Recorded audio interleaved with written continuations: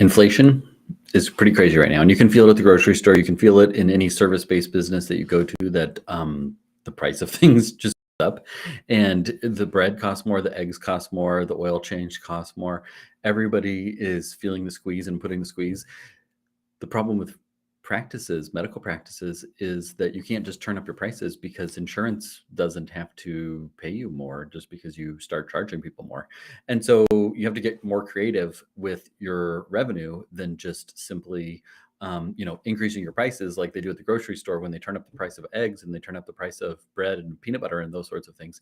There's some things that you can do right now at your practice to make sure that you're not letting inflation get the best of you and lead to um, closing the door, cutting staff, having to stretch bills, decreasing the draws of the owners, all those sorts of things. There's a couple different things that you can do, and I just kind of wanted to talk through a couple of those right now. Because you're captive to the demands of insurance, you have to get more creative than the average bear that can just turn their prices up.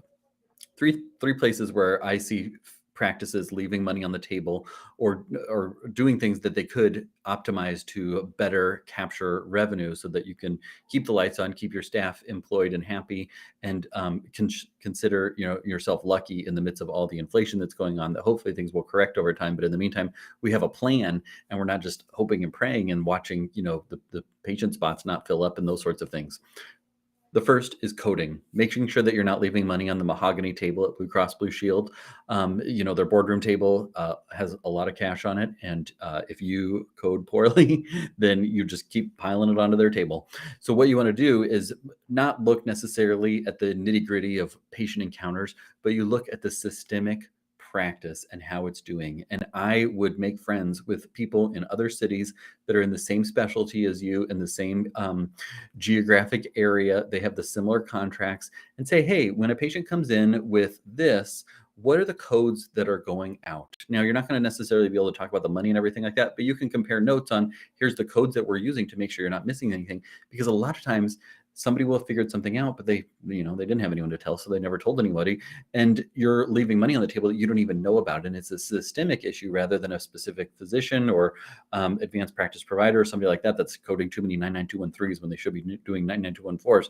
Well, it's probably a systemic issue, even if they're doing that they don't understand the appropriateness of the appropriate codes. But making sure you're coding appropriately to get reimbursed appropriately, and realizing that coding, over coding, is obviously a fraud.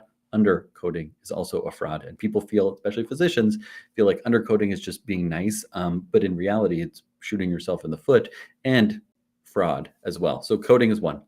Now, two is making sure that you're not leaving money on the table from additional revenue streams.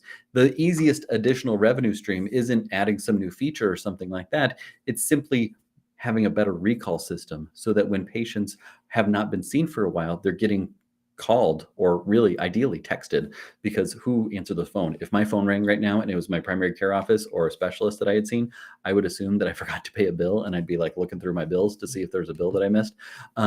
You text them and you say, hey, how are you doing right now? Hey, you had been in and we were just trying to be proactive and make sure that your pain was improved. Or, hey, it's flu shot season. Why don't you come in and get your flu shot, and you're due for a checkup? Why don't we just schedule those at the same time?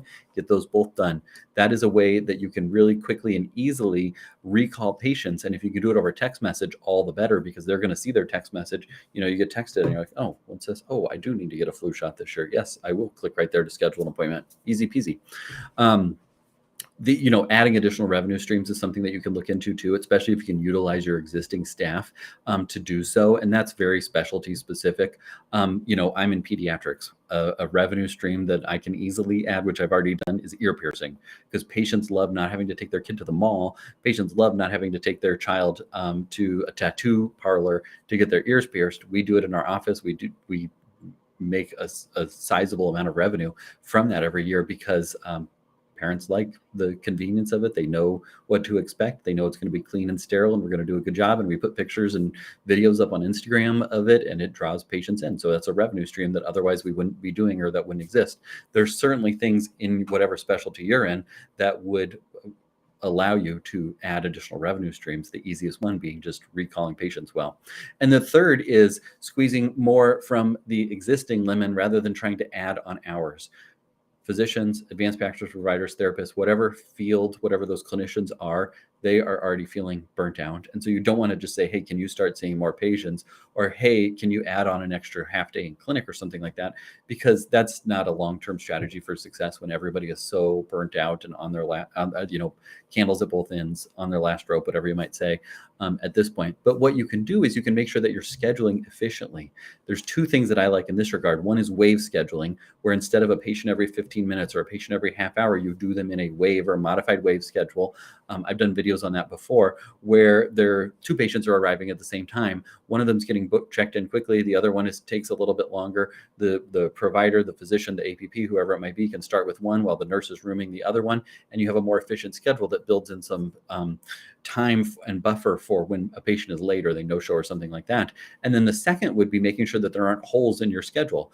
People call and cancel at the last minute, and often the temptation is, well, let's just let it be a catch-up time. Let's just leave that open and everybody can have a breather. Well, we know that we have to run an efficient office, and what that means is making sure that the doctor is not sitting twiddling their thumbs when they could be seeing another patient, making sure that those last minute spots are getting filled appropriately. If it's calling from a wait list or a cancellation list, that you're getting people in, or when somebody calls and needs a referral, hey, can you come over today at 11? We just had a cancellation. Great, you're already out of the office, you're at your primary care office, and you were just told you need a referral, and you're not going back into work for the rest of the day. Well, come on over, we'll get you in right now and get you seen. What kind of service would that be?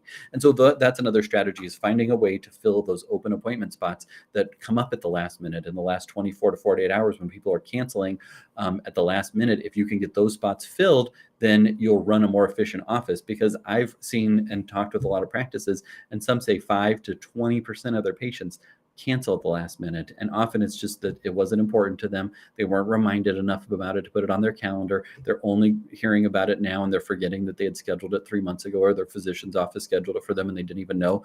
Those are ways that those appointment spots often end up canceled and empty, and then everyone's sitting around wishing they could get to lunch early, or at the end of the day getting out early. Those are ones that if we can be proactive and fill those spots, then we'll be much more successful. So those are 3 strategies to fight inflation in a medical practice. I would love to hear what you're doing, what's on your mind, what are your concerns, where these things work, or maybe you've already optimized all these and you're looking for other strategies. Keep up the good work.